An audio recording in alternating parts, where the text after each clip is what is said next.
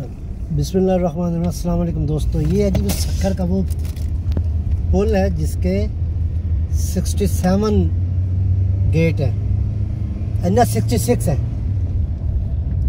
आप इसको देखें, ये भी बड़ी तामीराती जो हिस्ट्री है उसका ये शाहकार है। और ये डॉट्स है, मतलब इसका दरवाजे कह लें, डॉट्स करें, ये पूरे 66 डॉट्स के साथ ये पुल बनाया गया है। और ये एक शाहकार गिना जाता है जिसको आप कहते हैं कि तामीरात का शाहकार है। तो बस ये इसकी लंबाई है और इस डॉट्स पे ये पुल जो है वो तामीर किया गया है। ये आपको ये दिखाने के लिए मैं ज़रा आहिस्ता आहिस्ता यहाँ से गुजर रहा हूँ ताकि आप इसको अच्छे तरीके से वो कर सकें।